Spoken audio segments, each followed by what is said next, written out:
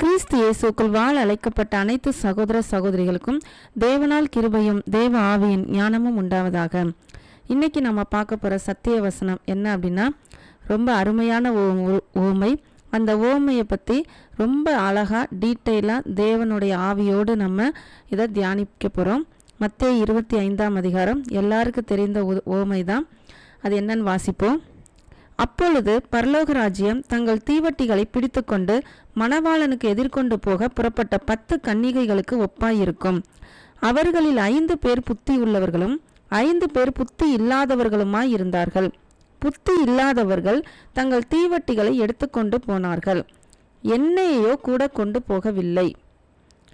இந்த ஓமையை பற்றி எல்லாருக்குமே நல்லா தெளிவாகவே இதை பற்றி தெரியும். அதாவது 10 பேர் இருந்தாங்க, அதில் 5 பேராக பிரிக்கிறாரு. 5 பேர் புத்தி உள்ளவர்களாம், 5 பேர் புத்தி இல்லாதவர்களாம். இதில் கொடுக்கப்பட்ட ஒவ்வொரு அந்த அடைமொழிக்கும் ஒவ்வொரு அர்த்தம் இருக்குது. இப்போ முதல் வசனத்தில் என்ன பார்க்குறோம் அப்படின்னா, பரலோக ராஜ்யத்தின் எதுக்கு ஒப்பாக இருக்குதுன்னு காமிக்கிறார்.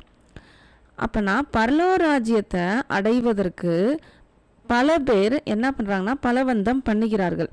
ஆனால் அதை உண்மையாக அவருக்கு அந்த பரலோராஜ்யம் போகணும் அப்படின்னு கரெக்டான பாதையில் போகிறவங்க ரொம்ப ரொம்ப கம்மியான பேர் தான். அதில் முதல் கட்டத்தில் என்ன ஆரம்பிக்கிறாங்க அப்படின்னா, கன்னிகை அப்படின்னு சொல்லி ஆரம்பிக்கிறார். நல்லா நம்ம கவனிக்கணும், இதில் ஒவ்வொன்றுத்துக்கும் அர்த்தம் இருக்குது. 10 பேரும் பெண்கள்னு போடலை, 10 பேரும் கன்னிகைகள்னு போட்டிருக்கு. கன்னிகைகள் அப்படிங்கிறது எதற்கு ஒப்பாக இருக்கிறது அப்படின்னு பார்த்தோம்னா, கன்னினா என்ன? கல்யாணம் ஆகாதவங்க, கன்னி பெண்ணாக இருக்கவர்கள், கற்புள்ளவர்கள், அதுதான் கன்னிகை. அப்போனா இதை யாருக்கு ஒப்பிடுகிறார்கள்னா, யார் மனம் திரும்பி இயேசுவை ஏற்றுக்கொள்கிறார்களோ, கிறிஸ்து இயேசுவை ஏற்றுக்கொண்டவர்கள் யார் யாரோ அவர்களை கன்னிகையாக இங்கு சொல்லப்படுகிறது. அதாவது மணவாளனாகிய இயேசு கிறிஸ்துவை ஏற்றுக்கொண்டு மனம் திரும்பி ஞானஸ்நானம் பெற்றவர்களை இங்கு கன்னிகை என்று சொல்லப்படுகிறது. அப்போ இதிலிருந்தே நமக்கு ஒரு விஷயம் நல்லா கிளியராக தெரிஞ்சிருச்சு. மனம் திரும்பி ஞானஸ்நானம் பெற்றவர்கள் அத்தனை பேர்களும் பரலோராஜ்யம் போக முடியாது. இயேசு கிறிஸ்துவை ஏற்றுக்கொண்டு சொந்த இரட்சகராக ஏற்றுக்கொண்டு மனம் திரும்பி ஞானஸ்நானம் பெற்றவர்கள் எல்லாருமே பரலோராஜ்யம் போக முடியாது. ஏன்னா இதில் 5 பேர் புத்தி உள்ளவர்கள், 5 பேர் புத்தி இல்லாதவர்கள். அப்போ கன்னிகைகளுக்குள்ளேயே என்ன இருக்குது? புத்தி உள்ளவர்கள் தனியாக, புத்தி இல்லாதவர்கள் தனியாக 2 பிரிவினர்களாக இருக்கிறார்கள். அப்போ இன்னும் சுருக்கமாக சொல்லணும் அப்படின்னு பார்த்தோன்னா, சபை, அதாவது இன்று பெயரளவில் இருக்கிற எல்லா சபைகளையும் இதில் சேர்த்துக்கொள்ளலாம். கன்னிகையில் இயேசுவை பெயரளவில் ஏற்றுக்கொண்டு ஞானஸ்நானம் பெற்று மனம் திரும்பி வர்றாங்க இல்லையா, அந்த ஆரம்ப கட்டத்தில் இருக்கிறாங்க இல்லையா, அவர்களை இங்கு கன்னிகைகள் என்று குறிப்பிடப்படுகிறது. அப்போ அதுலேயும் எல்லாருமே என்ன பண்ண முடியாது? பரலோராஜ்யம் போக முடியாது. இதுலேருந்து இன்னொரு விஷயம் நமக்கு கிளியர் ஆகுது. இன்றைக்கி பல சர்ச்சில், பல இடங்களில், பல பிரசங்கத்தில் நாம் எல்லாம் பரலோரத்தை சுதந்திரித்து கொள்ளலாம், நாம் நித்திய ஜீவனை பெற்றுக்கொண்டோம் என்று சொல்கிறார்கள் அல்லவா? அது எல்லாமே பொய். யார் தான் சுதந்திரிக்க முடியும்னா, இங்கே தெளிவாக கொடுத்துட்டாங்க. ஒன்று புத்தி வேணும், இன்னொன்று என்ன வேணும். இது 2 இருந்தால் தான் என்ன ஆக முடியும்? சுதந்திரிக்க முடியும் இருக்கு. இது 2 இல்லாதவங்க என்ன பண்ண முடியாது?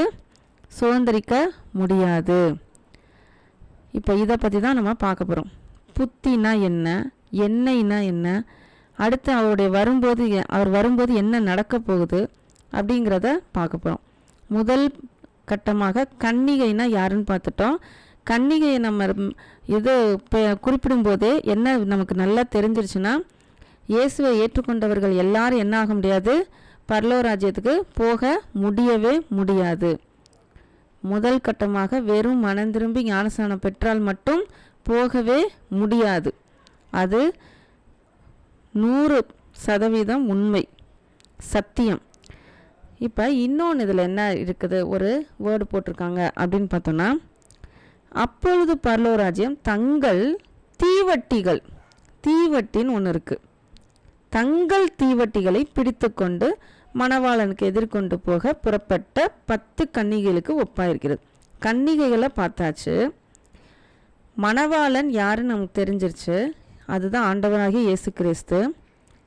இப்போ அடுத்து தீவட்டிகள், அது நல்லா பார்க்கணும்.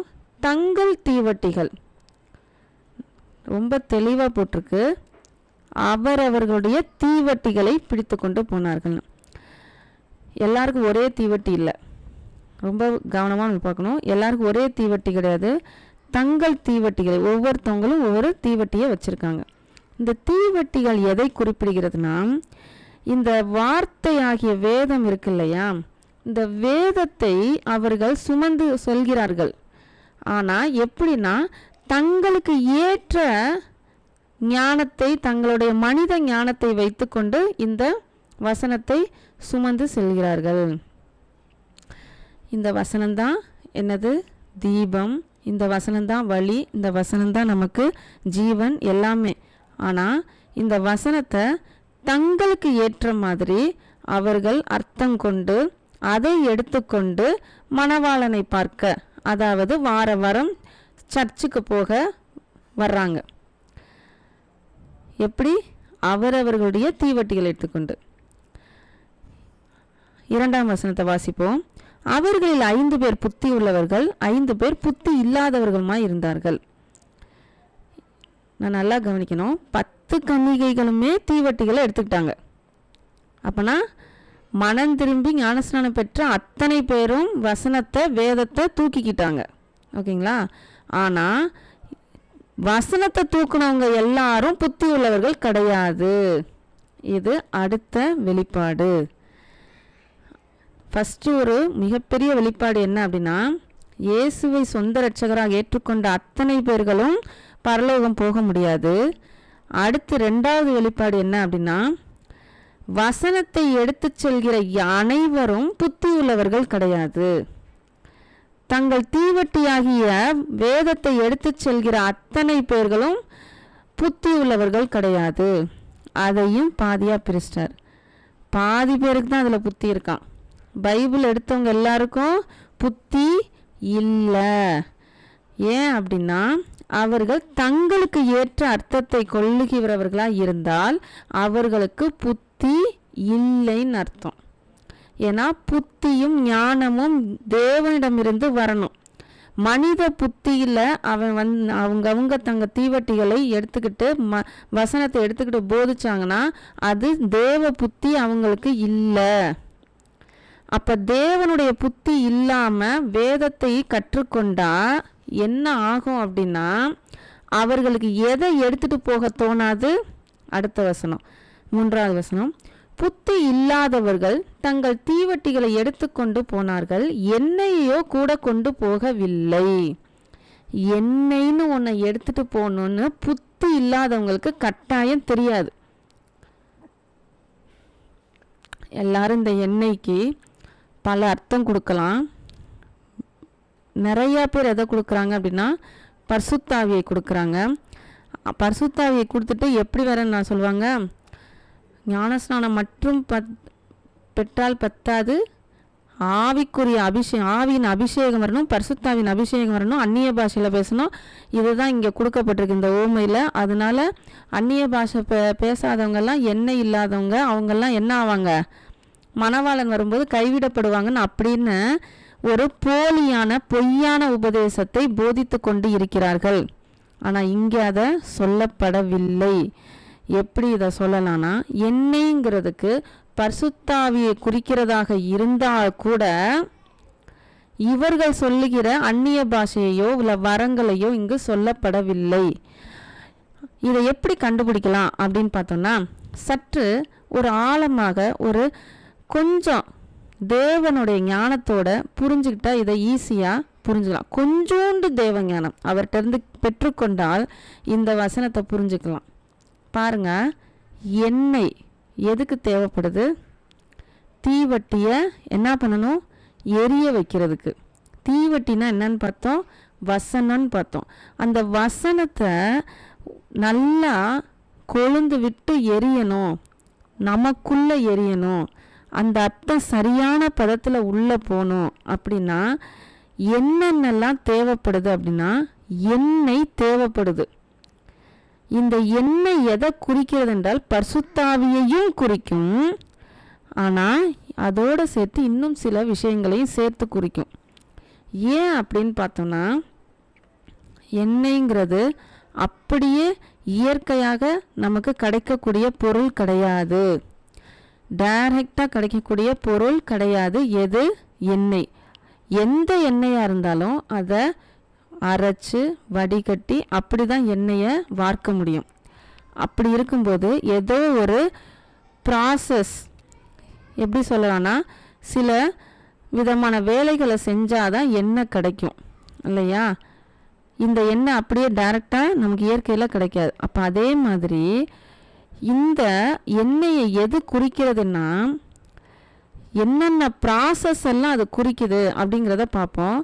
பல பேர் பரிசுத்தாவியோடு நின்றாங்க, ஆனால் எண்ணெய்ங்கிறது பரிசுத்தாவியோடு நிற்க முடியாது. எப்படின்னா அந்த வசனம் தங்களுக்குள்ளே இருந்து கொழுந்து விட்டு எரிஞ்சு அது தீபமாகவும் ஒளி சுடராகவும் வரணும் அப்படின்னா கட்டாயம் எண்ணெய் தேவைப்படுது. இந்த எண்ணெய் எப்படி எதை குறிக்கிறதென்றால், எதைன்னு சொல்கிறத விட எவை குறிக்கிறதென்றால் ஆரம்பத்திலிருந்து குறிக்குது. யார் அதில் எதுலேருந்துனா உண்மையான சத்திய வசனத்தை புரிந்து கொள்வதற்கு தேவ ஞானமாகிய பரிசுத்தாவியோடு கலந்து அதை புரிந்து கொண்டு அந்த பரிசுத்தாவியின் மூலமாக என்ன நடக்குது அப்படின்னா அவனுக்குள்ள நடக்கக்கூடிய பல கனிகள் அவன்கிட்ட வெளிப்படும். அந்த கனிகள் தங்களுக்குள்ளேயே மட்டும் இல்லாமல் அந்த பலன் எப்படி ஒரு நல்ல நிலத்தில் விதைக்கப்பட்டவன் 30, 60, 100 பலன் கொடுக்கிறானோ அது மாதிரி அவன்கிட்ட உள்ள பரிசுத்தாவி வேலை செய்கிறது நிமித்தமாக அவனுக்குள்ள இருந்து கனிகள் வெளிப்படையாகி அவருடைய சாயல் வெளிவந்து அந்த கனிகள் மூலமாக அவன் பிற ஆத்துமாக்களை பலனாக அறுவடையாக பெற்று பல பேர் வழிநடத்துதலுக்கு கொண்டு வந்து அந்த வழிநடத்துதலுக்காக அவன் தனக்காக பல விலைக்கிரயமாக கொடுக்கக்கூடிய சில விஷயங்கள்லாம் இருக்குது. அந்த விசுவாசத்துக்குள்ள அவனும் அவனை சுற்றி உள்ளவர்களும் விசுவாசத்தில் வளருவதற்கு அவன் என்னென்னலாம் விலைக்கிரயமாக, அதாவது தன் வாழ்க்கையில் இந்த உலக வாழ்க்கையில் பல விஷயங்களை அவன் என்ன பண்ணலாம், இழக்க நேரிடும். அவர் நிமித்தமாக பல விஷயங்களை இழக்க நேரிடும். உறவுகளாக இருந்தாலும் சரி, இல்லை பல பொருட்களாக இருந்தாலும் சரி, சொத்துக்களாக இருந்தாலும் சரி, இடங்களாக இருந்தாலும் சரி, உறவு எந்த விதமானவரையும் அவன் இழக்க நேரிடும். அப்படிப்பட்ட விலைக்கிரயத்தை கொடுத்து பல விதமான தேவனுக்கு விருப்பமான சித்தமான பல விஷயங்களை அவன் சம்பாரிச்சு, அதாவது ஆத்துமாக்களை கனிகளை தேவனுடைய வீட்டை கட்டுவதற்கு அவன் சம்பாரிச்சு வச்சிருப்பான் இல்லையா, பொக்கிஷங்கள். இதை தான் என்னன்னு சொல்லப்படுது, எண்ணெய்ன்னு சொல்லப்படுது. ஏன் அப்படின்னா இந்த எல்லா ப்ராசஸும் இருந்தால் தான் ஒரு எண்ணெயை வார்க்கிறதுக்கு அந்த இப்போ ஒரு கடலெண்ணெயோ எள்ளோ பறித்து அதை ஆட்டி ஊற வடிகட்டி காய வச்சு அப்புறம்தான் எந்த எண்ணெயும் வரும். அதே மாதிரி பரிசுத்தாவியை நாம் எடுத்துக்கொண்டு அதன் மூலமாக கனிகளை பெற்று அந்த கனிகளின் மூலமாக நாம் பலனை அடைந்து பல பேருக்கு 30, 60, 100 பலனை தந்து அந்த பலனை தருவதற்கு நாம் என்னென்ன விலைக்கிரயம் கொடுத்தோமோ அதுவும் சேர்ந்து வந்து அதனால் வரும் அவனுக்குள்ள இருக்கிற விசுவாசத்தில் ஸ்திரப்பட்டு அவன் இன்னும் அதில் நிலையாக இருக்கிறதற்கு, யாரும் வஞ்சிக்கப்படாமல் இருப்பதற்கு தேவனுக்குள்ளேயும், அதாவது முதலாவது கற்பனையையும் பிறருக்குள்ளேயும் இரண்டாவது கற்பனையும் இவன் இது எல்லாத்தோடையும் இந்த ப்ராசஸை பண்ணி இந்த விஷயங்களெல்லாம் பண்ணும்போது என்ன ஆகுதுன்னா அவனுடைய தீவட்டி எப்போதுமே எரிஞ்சுக்கிட்டே இருக்கும், எண்ணெய் கூட இருந்துக்கிட்டே இருக்கும். இது எல்லாம் இருந்தால் தான் அவனால் என்ன பண்ண முடியும், எந்த நேரத்தில் மனுஷகுமாரன் வந்தாலும் அவன் வஞ்சிக்கப்படாமல் ஆயத்தமாக இருக்க முடியும். ஏன்னா கடைசி சத்தியத்தில் தான் பார்த்தோம், ஏற்ற வேளையில் தன்னோடு இருக்கிற குடும்பத்தில் இருக்கிற வேலைக்காரருக்கு, குடும்பத்தில் இருக்கிறவருக்கு அப்படின்னு சொல்லி நம்ம கடைசி சத்தியத்தில் பார்த்தோம். ஏற்ற வேளையில் போஜனம் கொடுத்து விசாரிப்பவனே அவன்தான் உண்மையான ஊழியக்காரன். இது எல்லாமே இதில் வருது, இந்த எண்ணெய்ங்கிறதுக்கு அர்த்தத்தில். அதனால உடனே எண்ணெய்னா பரிசுத்தாவி மட்டும்தான் அப்படின்ட்டு நம்ம சொல்லிட்டு முடிச்சிட முடியாது. ஆனால் பரிசுத்தாவினால் வரக்கூடிய எல்லா விஷயங்களும் இதில் அடங்கியிருக்கு. அதை விட்டுட்டு அபிஷேகம் அதாவது அந்நிய பாஷைங்கிற ஒரு வரத்தை பெற்றாதான் நீங்கள் எல்லாமே பண்ண முடியும் அப்படின்னு சொல்கிறது ஒரு மாயத்தனமான ஒரு விஷயமாக இருக்குது. அப்போ இது எல்லாத்தையும் யார் செய்ய முடியும்னா, சத்திய வசனத்தை உண்மையாக பிரியமாக தன்னங்களுக்கு ஏற்றவாறு இல்லாமல் தேவனுக்கு ஏற்றவாறு புரிந்து கொள்ளக்கூடிய புத்தி உள்ளவர்கள் தான் என்ன பண்ண முடியும், இத்தனை வேலைகளையும் செய்ய முடியும். இதுதான் எண்ணெயாக குறிப்பிடப்படுகிறது. இப்படி இல்லாட்டினா என்ன ஆகும் பாருங்க. 4வது வசனத்திலிருந்து வாசிப்போம். புத்தி உள்ளவர்கள் தங்கள் தீவட்டிகளோடும் கூட தங்கள் பாத்திரங்களில் எண்ணெயையும் கொண்டு போனார்கள். இப்போ இதை வாசிக்கும் போது புரியும். தங்கள் பாத்திரங்களில் எண்ணெயையும் கொண்டு போனார்கள். அவரவர்களுடைய இருதயத்தில் எண்ணத்தை கொண்டு போனோம் அப்படிங்கிறது தெளிவாக தெரிஞ்சிருச்சு. அவருடைய வசனத்தை சத்திய ஆவியோடு தியானித்து அதன் மூலமாக கனியை பெற்று, அதன் மூலமாக பலனை பெற்று, அதன் மூலமாக ஆத்துமாக்களை ஆதாயப்படுத்தி கனிகளை கொடுத்து, அதற்காக தங்களுடைய எவ்வளவு இந்த உலகத்திற்கு வாழ்க்கைக்கு தேவையானவற்றை விலைக்கிரமாக கொடுத்து ஸ்திரப்படுத்தி விசுவாசத்தில் இருக்கிறார்களோ, இது எல்லாமே தங்கள் பாத்திரங்களில் வந்து சேர்ந்து கொள்கிறது. அடுத்தது பாருங்க, மணவாளன் வர தாமதித்த போது, மணவாளன் வர என்ன ஆகுதான், தாமதிக்கிறான். அவர் தாமதிக்கலாம் இல்லை, அவர் வர்றது அவருக்கே தெரியாது, பிதா ஒருவர் யாருக்கும் தெரியாது. யார் நினச்சிக்கிறாங்க இவங்களுக்கு தாமதமாகுது அப்படின்னு நினச்சிக்கிறாங்க. அவர்கள் எல்லாரும் நித்திரை மயக்கமடைந்து தூங்கி விட்டார்கள். இங்கே எல்லாரும் பார்க்கணும், இங்கே நல்லா கவனிக்கணும். இதில் புத்தி இல்லாதவர்கள் மட்டும்தான் தூங்கினாங்க, புத்தி உள்ளவர்கள் தூங்கலை அப்படின்னு கிடையாது. இங்கே எல்லாருமே தூங்கிட்டாங்களாம். புத்தி உள்ளவர்களும் நித்திரை மயக்கமாய் தூங்கிட்டாங்க, புத்தி இல்லாதவர்களும் நித்திரை மயக்கமாய் தூங்கிவிட்டார்கள். அப்படின்னா தேவனுக்குள்ளே இல்லை அப்படிலாம் கிடையாது. புத்தி உள்ளவர்கள் தேவனுக்குள்ளே தான் இருக்காங்க. புத்தி இல்லாதவர்களாம் எதில் இருக்கிறாங்கன்னு தெரியல. ஏன் அப்படின்னா அவங்களுக்குள்ள என்ன இல்லை, எண்ணெய் இல்லை, அதாவது கிரியைகள் இல்லை, கிரியை இல்லாத விசுவாசம்னு சொல்லலாம். அப்படிப்பட்டவர்களாக இருக்கிறார்கள். அப்போ இவர்கள் புத்தி உள்ளவர்கள் எப்படி தூங்கிட்டாங்க அப்படின்னா எதை குறிக்குது அப்படின்னு பார்த்தோன்னா, மணவாளன் வருகிறார்னு வரான்னு நினச்சி ஆயத்தமாக இருக்காங்க. ஆனால் சில நேரங்களில் என்ன நடக்கும் அப்படின்னா உபத்திரவ காலம் வருகிறது. அதாவது உபத்திரவ காலம்னா அந்த 7 வருட காலத்தை சொல்லலை, உபத்திரவம் ஆரம்பத்தில் இயேசு கிறிஸ்து சொல்கிறார் இல்லையா, உபத்திரவங்கள் வரும் அப்படின்ட்டு, இது ஆரம்பம் தான் அப்படின்னு இருக்கு இல்லையா. அந்த நேரங்களில் அவர்கள் தேவனுடைய வேலையை செய்து கொண்டு வந்தாலும் அவர்களுக்குள்ள ஏதோ ஒரு அதாவது வெறுமையோ இல்லை, அவர்கள் கேட்பார்கள் சில பேர், அதாவது வெளிப்படுத்தின விசேஷத்தில் கேட்பாங்க எவ்வளவு நாள் பொறுமையாக இருக்கணும் அப்படின்னு. அந்த பொறுமையை அவர்கள் என்னவா ஆயிருக்கலாம் அப்படின்னா, சில நேரங்களில் சத்தியம் விருத்தி அடைவதற்கு இப்படிப்பட்ட புத்தி இல்லாதவர்கள் நிமித்தமாக அவர்கள் என்ன ஆகலாம், அவர்கள் கொஞ்சம் விரக்தியாக மாறலாம். ஆனாலும் அவர்களுக்குள்ள இருக்கிற கிரியைகள் என்னைக்குமே என்ன ஆகாது, அணிந்து போகாது. ஏன்னா அவர்கள்கிட்ட என்ன இருக்குது, உண்மையான எண்ணெய் இருக்குது. அப்போ இந்த உலகத்திலே தான் இருப்பாங்க. ஆனால் நித்திரையாக இருக்கிறார்கள்னா கொஞ்சம் என்ன ஆகலாம், விரக்தி ஆகலாம். ஆனால் அவர்கள் பின்வாங்கி போக மாட்டார்கள். அதுதான் இங்கே இருக்கிறது. அடுத்தது பாருங்க, நடுராத்திரியிலே இதோ மணவாளன் வருகிறார், அவருக்கு எதிர்கொண்டு போக புறப்படுங்கள் என்கிற சத்தம் உண்டாயிற்று. அதுக்கப்புறம் என்ன ஆயிடுச்சு, நடுராத்திரியிலே இதோ மணவாளன் வருகிறார், அப்படின்னா என்ன அர்த்தம் அப்படின்னா, இந்த இடத்துல என்னைக்கு வர்றாரு அப்படிங்கிறது யாருக்குமே தெரியாது. ஆனால் மணவாளன் வருகிறார் அப்படிங்கிற சத்தம் வருகிறது அப்படின்னா, தங்களுக்குள்ள பல அடையாளங்களை, அதாவது இந்த உலகத்தின் அடையாளங்களை வைத்துக்கொண்டு, இயேசு கிறிஸ்து சொல்லப்பட்ட அடையாளங்களை வைத்துக்கொண்டு மணவாளன் வருகிற காலம் எப்படி வேணாலும் இந்த மாதிரி இருக்கலாம் அப்படின்ட்டு என்ன பண்ணலாம், கண்டுபிடிக்கலாம். அது எக்காலம் ஊதி அவர் வருகிறதாகவும் இருக்கலாம், இல்லை பல அடையாளங்களை வைத்து கண்டுபிடிக்கிறதாகவும் இருக்கலாம். அப்பொழுது அந்த கன்னிகைகள் எல்லாரும் எழுந்திருந்து தங்கள் தீவட்டிகளை ஆயத்தப்படுத்தினார்கள். பாருங்க, அவர் வர்ற கடைசி நேரத்தில் போய் தீவட்டிகளை எல்லாரும் என்ன பண்ணுறாங்க, பற்ற வைக்கிறாங்க. பற்ற வைக்கும்போது என்ன நடக்குதுன்னு பாருங்க.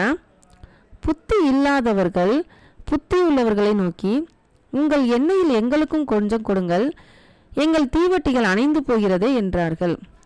புத்தி உள்ளவர்கள் பிரதியுத்தரமாக, அப்படியல்ல, எங்களுக்கும் உங்களுக்கும் போதாமல் இராதபடி நீங்கள் விற்கிறவர்களிடத்திற்கு போய் உங்களுக்காக வாங்கி கொள்ளுங்கள் என்றார். அப்போ இதில் என்ன சொல்லப்படுதுன்னா, இது அப்படியே வாசித்தோம் அப்படின்னா எப்படி இருக்கும், என்னடா அது, புத்தி உள்ளவர்கள் கொஞ்சோண்டு எண்ணெய் கொடுத்தா என்ன, 2 பேரும் ஷேர் பண்ணி போகலாம்ல, அதாவது பகிர்ந்து கொடுக்கறது தானே தேவன் சொல்கிறாரு. இங்கே மட்டும் பகிர்ந்து கொடுக்காமல் இருக்கிறது தான் நல்லது மாதிரி காமிக்கிறாரே, இது எப்படி அநியாயமாக இருக்குது அப்படிங்கிற மாதிரி தோணலாம். ஆனால் இதுதான் உண்மை, சத்தியம். ஏன்னா நம்ம சொல்லப்பட்ட அர்த்தம் இருக்குல்ல, எண்ணெய்ங்கிறதுக்கு, அதை அவன் தான் என்ன பண்ண முடியும், சம்பாரித்து எடுத்துக்க முடியும். இன்னொருத்தவங்ககிட்ட இருந்து என்ன பண்ண முடியாது, அதை வாங்க முடியாது. நான் எவ்வளவு அன்புள்ளவனா, நான் எவ்வளவு சந்தோஷமாக, எவ்வளவு சமாதானம் உள்ளவனா, இந்த அத்தனை பரிசுத்தாவின் கனிகளும் நமக்கு நிறைந்து இருந்துச்சுன்னா இந்த கனிகளை ஓசியாக கொடுக்க முடியுமா? இன்னொருத்தவங்களுக்கு கட்டாயம் கொடுக்க முடியாது. அவனாக தான் பெற்றுக்கொள்ள முடியும். அவனா திருந்தி அவனா தேவன்கிட்டருந்து அந்த கிருபையை பெற்று அவர் கொடுத்த எல்லா ஸ்லாக்கியங்களையும் சந்தர்ப்பங்களையும் பயன்படுத்தி பரிசுத்தாவியை என்ன பண்ணணும், அவருடைய கனிகளை அவன் சம்பாதிக்கணும். அதை விட்டுட்டு ஏற்கனவே ஒருத்தவன் சம்பாரித்து வச்சிருந்த அவன் வளர்ந்து நிற்கிற அந்த மரமாக இருக்கிற அவன்கிட்ட போய் கொஞ்சம் எனக்கும் கனி கொடுன்னு கேட்கவே முடியாது. நீ எவ்வளோ அன்பாக இருக்கில்ல, அந்த அன்பை எனக்கு கொஞ்சம் கொடு. ஏன்னா அவன் கொடுக்கவே முடியாது. அதை அன்பை கொடுக்கலாம், ஆனால் இவனால் என்ன பண்ண முடியாது, அதை பெற்றுக்கொள்ளும். அதே மாதிரி இவனால் மாற முடியாது. எப்போ? கடைசி நேரத்தில். ஏன்னா அவர் வந்துட்டார், எவ்வளவோ நேரம் கொடுத்தாரு, எவ்வளவோ ஸ்லாக்கியம் கொடுத்தாரு, எவ்வளவோ சந்தர்ப்பத்தை கொடுத்தாரு.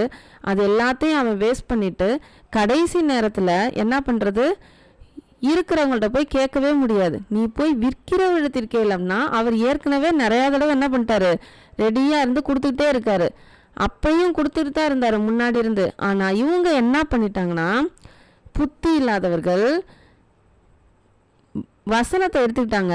ஆனால் உலகத்துக்கு ஏற்ற மாதிரி அந்த வசனத்தை எடுத்துக்கிட்டு எந்த கனியும் கொடுக்காம, எந்த கீயையும் கொடுக்காம, எந்த விலைக்கிறையும் கொடுக்காம, பரிசுத்தாவியின் உண்மையான பரிசுத்தாவி இல்லாமல் தங்கள் வாழ்க்கையை வாழ்ந்து கொண்டிருந்தவர்களால் என்ன பண்ண முடியலை, கடைசி நேரத்தில் நிலச்சி நிற்க முடியலை. இது எதுக்கு இன்னொன்று சொல்லப்படுது அப்படின்னா, வஞ்சிக்கப்படுதல். ஏன் அப்படின்னு பார்த்தோன்னா, இவர்கள் என்ன பண்ண முடியலனா போய் வாங்க போகிறாங்க. அதாவது திரும்ப போய் கனி கொடுக்கலாம் அப்படின்னு நினைக்கும் போது அவங்களால என்ன பண்ண முடியாது, நிலச்சி நிற்க முடியாது. ஏன்னா அப்பேற்பட்ட உபத்திரவ காலங்கள் அந்த நேரத்தில் நடக்கும். அவரை மறுதளித்தால் தான் எல்லாமே நடக்கும் அப்படிங்கிறப்ப ஈஸியாக அவங்க என்ன பண்ணிடுவாங்க, வஞ்சிக்கப்பட்டுருவாங்க. கள்ள தீர்க்கதரிசிகளும் கள்ள கிறிஸ்துக்களுக்குடைய போதனைகளுக்கும் என்ன ஆயிடுவாங்க, வஞ்சிக்கப்பட்டு விட்டுருவாங்க. ஏன்னா அவர்கள்ட்ட எண்ணெயே இல்லை. அப்போ இப்பேற்பட்ட சூழ்நிலையில தான் அவங்க திரும்ப போய் வாங்க போகிறாங்க. ஐயோ யார்கிட்டையாவது கிடைக்குமான்னு தேடுறாங்க. அந்த நேரத்தில் எப்படி வஞ்சிக்கப்படுறாங்க, கள்ள கிறிஸ்துகள்கிட்டையும் கள்ள தீர்க்கதரிசிகள்கிட்டையும் போய் மாட்டிக்கிறாங்க.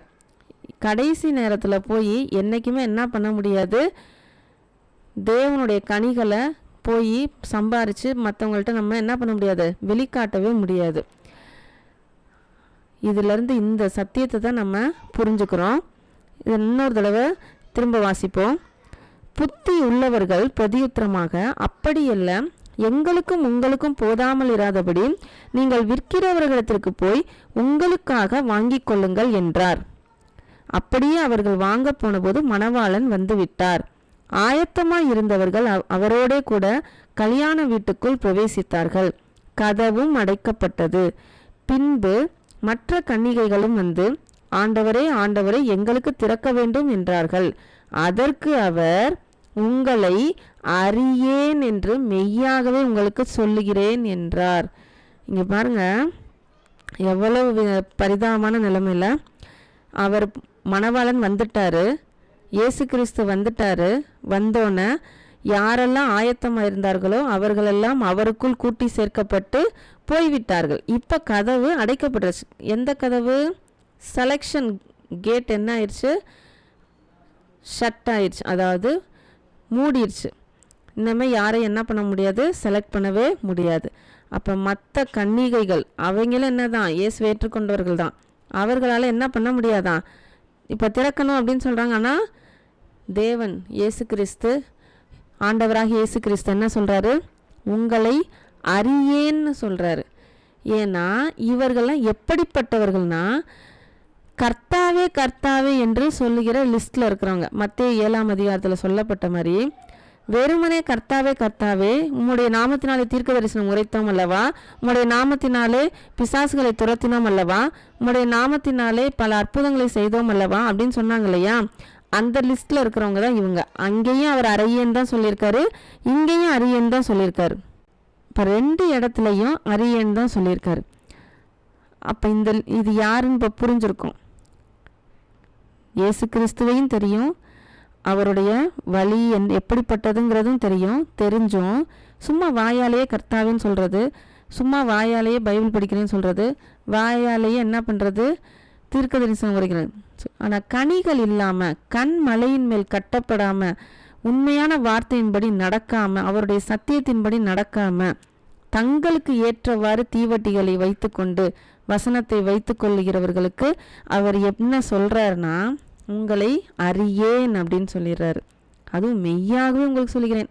அப்படின்னா, நான் பசியாக இருக்கும்போது நீ ஒன்றுமே பண்ணல, ஆத்துமா ஆதாயப்படுத்தலை, நான் தாகமாக இருந்தேன், எத்தனையோ ஆத்துமாக்கள் கைவிடப்படுற நிலைமையில் இருந்தாங்க, அப்போல்லாம் அதையும் விட்டுட்டீங்க, உங்கள் வாழ்க்கையை மட்டும்தான் என் பேரை வச்சுக்கிட்டு தேவைகளை கேட்டுக்கிட்டு சந்தோஷமாக வாழ்ந்துட்டு இருந்தீங்க. ஆனால் நான் எவ்வளவோ பல ஆத்துமாக்கள் பசியாக இருந்தபோது, பசின்னா அவரை தேடக்கூடிய, தாகமாக இருந்தக்கூடிய பல பேருக்கு சொல்லக்கூடிய நேரத்தில் எதுவுமே சொல்ல, சிறைப்பட்டு இருந்தேன், பாவத்தில் அடைபட்டு கிடந்தேன், பல ஆத்துமாக்கள் இருந்தாங்க, அப்பயும் என்னை விடுதலை ஆக்கலை. அப்போ இந்த மாதிரி உள்ளவங்களில் தான் அவர் என்ன சொல்கிறாரு? புத்தி இல்லாதவர்கள்னு சொல்கிறார்.